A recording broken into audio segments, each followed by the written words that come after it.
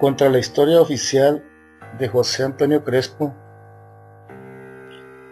Primera parte, el legado colonial. Capítulo La espada y la cruz, página 27. Refiriéndose a la conquista de América, Lope de Vega escribió en su comedia El Nuevo Mundo: "So color de religión, van a buscar plata y oro del descubierto tesoro". Sin duda, la conquista supone la paradoja de haberse realizado con la cruz como estandarte, pero con la espada empuñada por delante en busca del oro, ese rubio metal que tanto los desvela tras la bendición santificadora. Las minas de oro eran, según Motolinía, una de las plagas enviadas por Dios a estas tierras de sangre y conquista por la codicia que despertaban. La expansión española fue una cruzada para extender la palabra de Cristo, pero, como las que se organizaron contra el Islam, no exenta de ambición de riquezas y tesoros.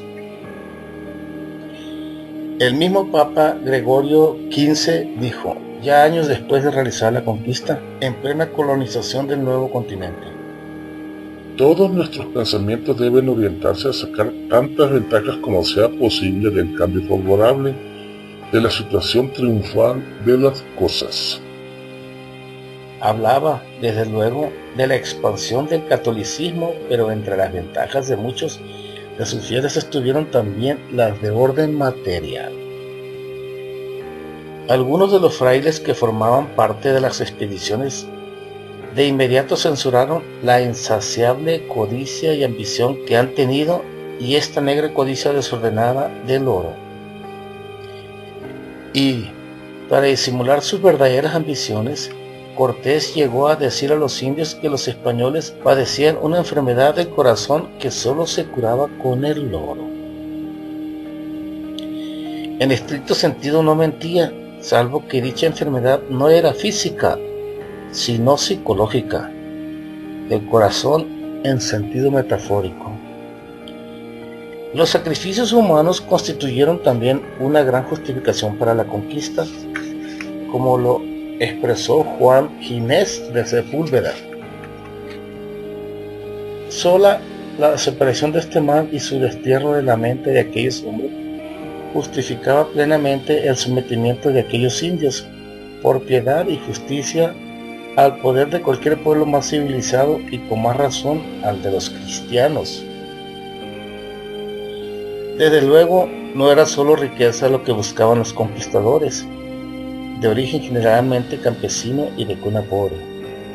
Andaban en pos, quizá con mayor urgencia que de la riqueza misma, de reconocimiento y reputación, algo que en sus pueblos natales jamás hubiesen conocido. Ejemplifica este ánimo Diego de Almagro, socio y después rival de Francisco Pizarro en la conquista de Perú. Nuestro propósito fue y es servir a su majestad en el dicho descubrimiento, porque hubiese noticia de nosotros y nos honrase e hiciese mercedes en no respecto de otros provechos. Y Bernal Díaz del Castillo escribe que se lanzó a la aventura americana para procurar de ganar honra, como los nobles varones deben buscar la vida e ir de bien en mejor. El prestigio se lograría no solo a través de proezas y glorias militares, sino también de riquezas, tierras y plantaciones trabajadas por numerosos siervos. La cruz y la espada iban, pues, de la mano en esta magna empresa, cada una en busca de sus respectivos fueros y derechos.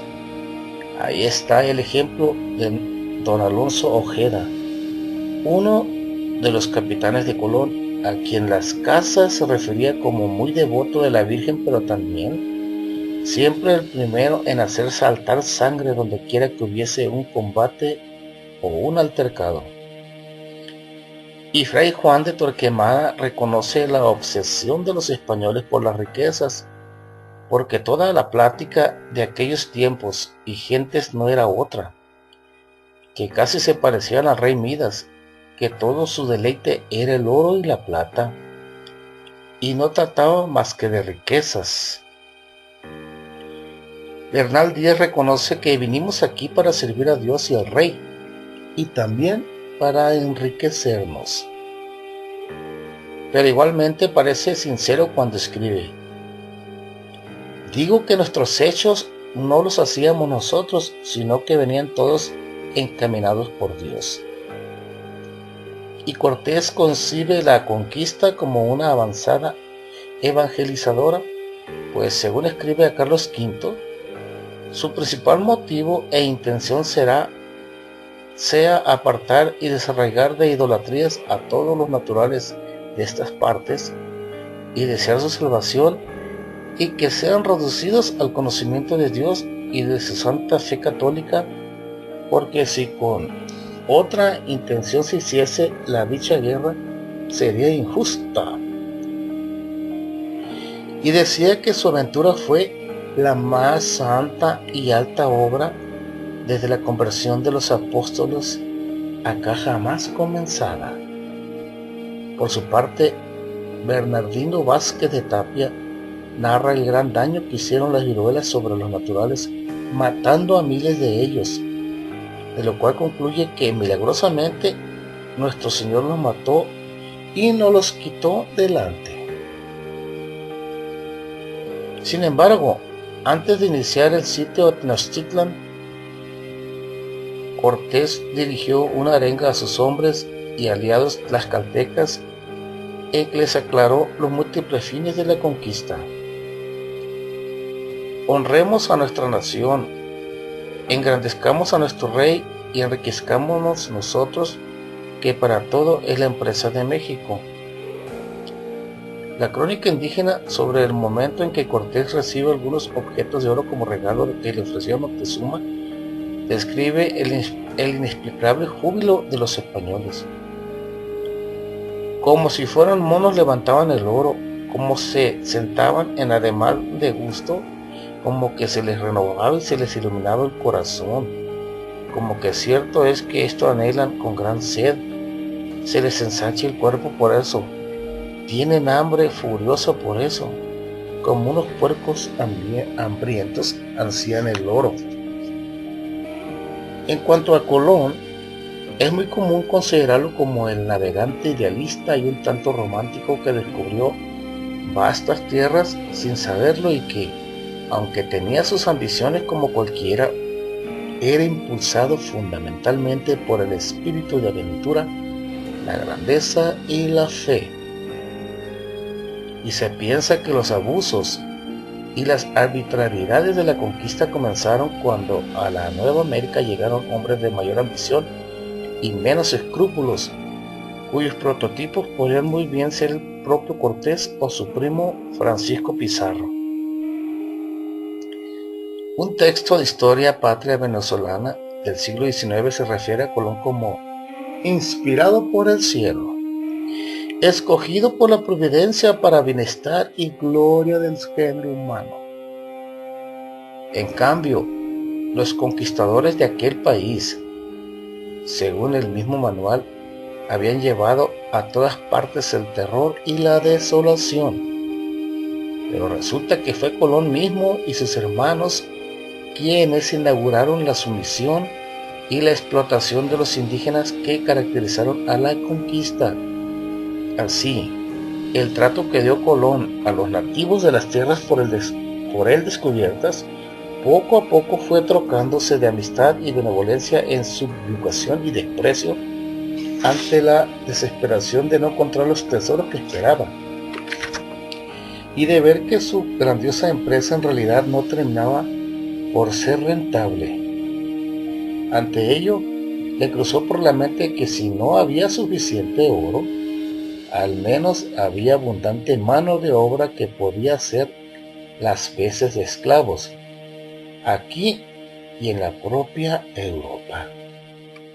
Así escribió Colón sobre los indios arawak, ni negros ni blancos, que habían recibido a sus marinos recién desembarcados con alimentos, agua y obsequios. Cuando se pide algo que tienen, nunca se niegan a darlo. Al contrario, se ofrecen a compartirlo con cualquiera. No llevan armas ni las conocen. Al enseñarles una espada, la cogieron por la hoja y se cortaron al no saber lo que era. Serían unos criados magníficos. Con 50 hombres los subyugaríamos a todos y con ellos haríamos lo que quisiéramos. El tráfico de esclavos podría dar buenos rendimientos para el virrey de las Indias. Propuso así a los reyes católicos organizar semejante comercio. En España corría la costumbre de no hacer esclavos salvo a los infieles tomados en guerra, pero ello no representaba mayor problema. ¿Acaso no eran paganos los indígenas de las tierras recién ocupadas? ¿No había frecuentes enfrentamientos entre esos nativos y los colonos españoles como para ser considerados cautivos de guerra?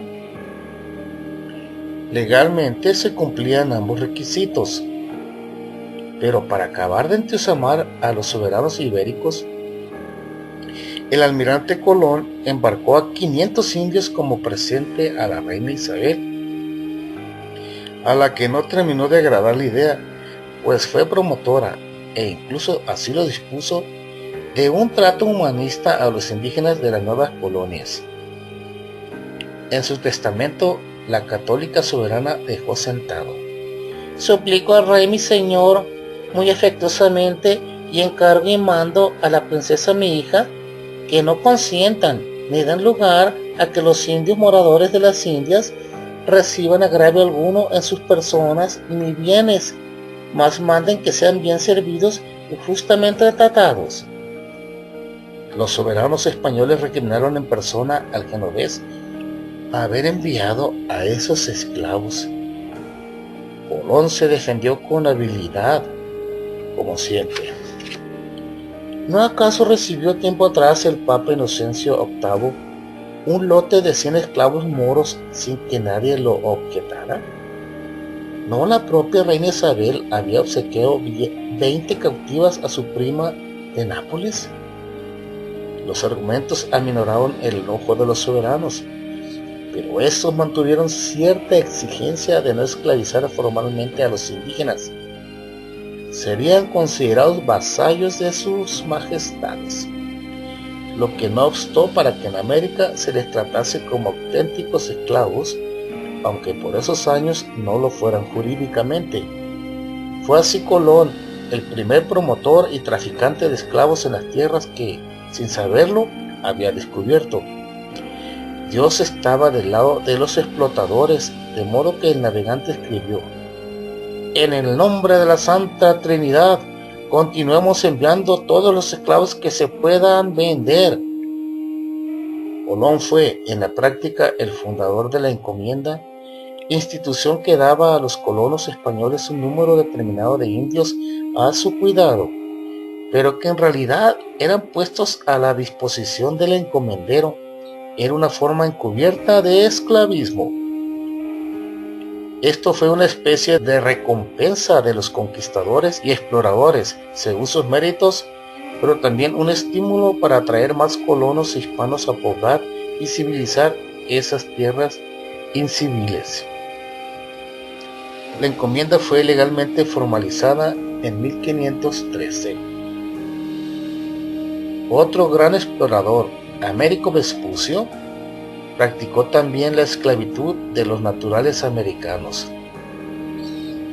En su Nuevo Mundo narra: acordamos apresar esclavos, cargar con ellos los navíos y tornarnos de vuelta a España.